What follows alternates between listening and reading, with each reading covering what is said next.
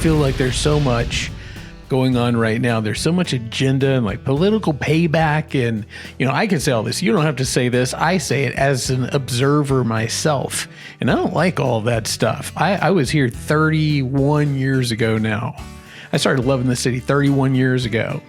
And, we went through a lot of stuff. There was a ton of stuff in the 90s. There's just been so many. There's a lot of things. And those things have passed as, water under the bridge, so to speak, now. And the people who are here now don't even necessarily remember those things. But I can honestly say in all of these years, some of these things that are happening today are the worst that I've seen in those 31 years. And I think, quite frankly, we're all tired of it and we're ready for change. We're ready to see it back to pro-Celina and not pro-agenda or, oh, you were on that side and I'm on this side, therefore we have to pay you back. So I did none of that stuff. I can't tell you how much I dislike that. Same. I believe we as citizens, I can only speak for myself. I feel like I've heard the names of council members way more often than I should have over the last couple of years. I've lived in other cities, didn't hear their names very often. I sort of equate it to an offensive lineman in football. If you're doing your job properly and things are just being taken care of as they should, I don't really ever need to hear your name a whole lot. In an offensive lineman in football, the only time I hear your name is when there's been a penalty called, when a flag is thrown. And I feel like we've had a lot of penalties and a lot of flags.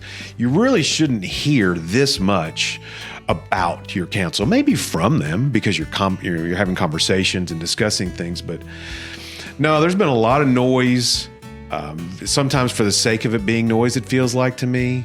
I'm 100% in agreement. You're going to hear from me as a council member, but it's going to be in the form of updates or asking questions. You are not going to hear about me that I'm simply digging in on a position because I'm on someone's side. There's been too much of that. That's, again, another reason why I'm running is you do not have to be paying that close of attention. There is clear division, and there does not need to be any division. There is a ton of division, and I think I kind of felt like back whenever, I don't know if you saw the movie The Great Turkey Town Miracle, the one that was filmed right here in Celina. Yes. And I was very hopeful when that movie came out that might be a point of healing for this city. And I even said that. I was very public about that, something to pull us all together, because it typically takes either a tragedy or something really, really positive, like winning a World Series or something like that to pull a community together. And we're not winning any World Series here, but we've got this little movie that was made here. And I thought it was a great opportunity to pull us together. And I really hate the fact that some of the division runs so deep that it did not. And no fault to the movie. The movie was fantastic. We should have rallied around that. We could rally around our football team. We could come together as a community. For decades, we've been able to do that. And as of right now, that's not the case. And so I think it's time that change. I agree. Absolutely. You're just not going to hear, well, if I'm fortunate enough to win, you're just going to see me doing my job. There's not going to be any drama. Again, you're not going to be a whole lot of talk about me. It's just not, because I'm going to focus on my job and it's going to be out in the open. And so any decisions that are made, they're not going to be a surprise to anybody. There's not going to be any wild things that are done. It's going to be pretty boring when I'm on your council. If you're looking for a lot of drama and excitement, wrong guy. But that's okay. We've had so much drama. I think we're good for a while now. I think we've got plenty. That's right. In the bank. I think we're okay. So you're an attorney. Yes. And do you feel like that's an asset to being on council? Does that give you certain, different perspectives or like knowledge, or does that help you, or is that really just doesn't even factor in? I mean, it sounds self-serving to say it, but I do think that it does. Because every single thing that comes across my desk, I really have to play the part of both sides. When I meet with my clients, I oftentimes will say to them, I'm probably best described as worst case scenario guy. I'm really not much fun. I used to be a lot more fun. We'll get into that in a minute. I did used to be a lot more fun. But, if you look at it that way, I would have probably been, when I was that fun, not been a good council member. Now the fun is behind me. Now I'm not much fun. Now you can be a good council member. I'm a details guy. Right. Those guys aren't that much fun. Yes, I'm a details guy. I look at all angles. I'm now programmed to consume all of the facts before making any type of a decision.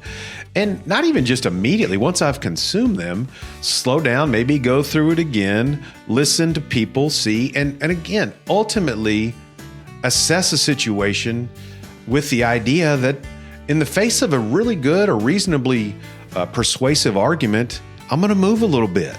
Right. And as a lawyer, that you have to do that. I'm not in the courtroom nearly as much as I was before, but most cases, civil, criminal, they never end up in the courtroom. The vast majority, and that's because we negotiate, and nobody goes into it hoping to come off of their position, but you go into it knowing that you might. And if we all went into negotiations with the idea that I'm not moving, well, then you're wasting your time, you're wasting money, you're wasting everybody's time, and ultimately a deal is not going to get done. And so, I'm just programmed that way now. Like I said, I'm not nearly as much fun as I used to be, but I'm probably a little bit smarter than I was. Probably a lot smarter, because I've found for myself that the wisdom comes from living life and doing, maybe sometimes things that are a little too dangerous or a little too risky or a little too, whatever it is, pushing limits sometimes. And you learn from those things, because sometimes you fall flat on your face. And you gain wisdom over the years, and you refine more of who you are, what's important to you. All of those things all of a sudden start to, kind of come to the surface and matter more. So I don't disagree with you at all. I'm curious about, there's a couple of things that have been kind of kicked around, and I don't know if you watched or not. Andy Hopkins is also running, and he has been, I guess, I don't want to call it attacked, but when the words keep coming over and over and over, it starts to look like an attack. And people say, well, that's not an attack because it's not personal.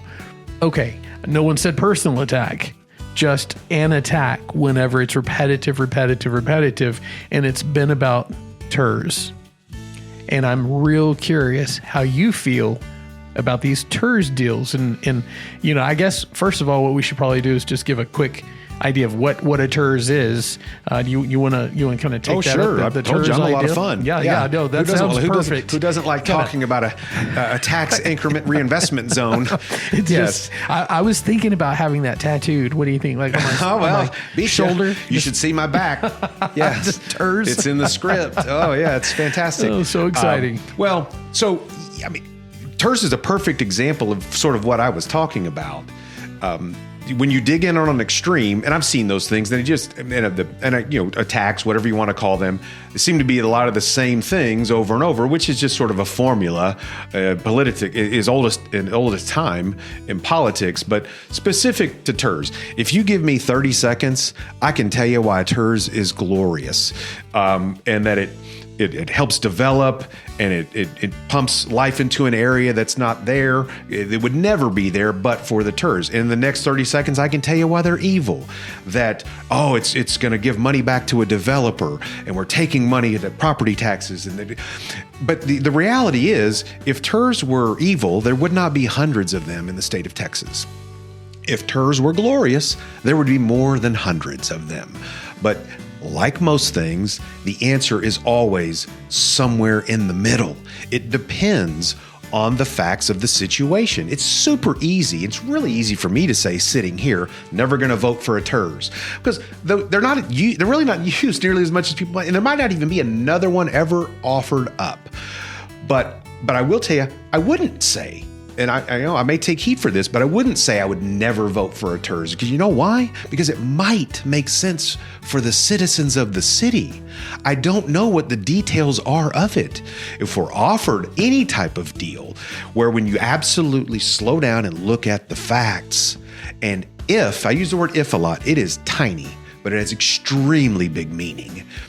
If it makes sense for the city, then I'm in. Whatever you want to call it. Whether it's a TIRZ or not. TIRZ is a hot button. To me, it's a low-hanging, lazy argument because, again, they're just not really that utilized anymore. And so it's real easy to say, I'm never going to vote for one.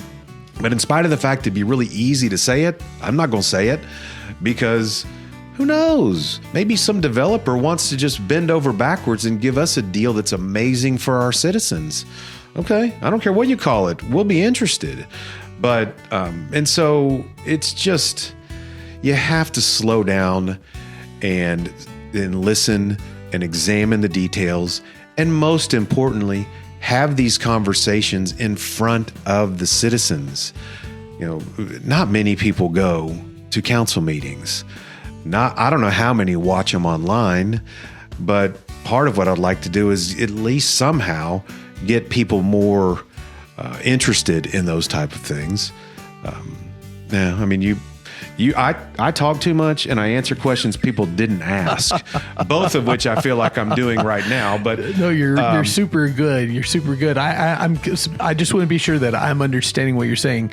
So you're saying that the extremes of either end, like saying TIRZ are always great, we need to do TIRZ, and which I haven't actually heard that. Right. And let's be real candid. You've got two sides in that particular race. You've got Andy Hopkins on one side and Gentry Pace on the other. Gentry is challenging Andy, and there's also a third person, Lisa Porcher, who is also in the race.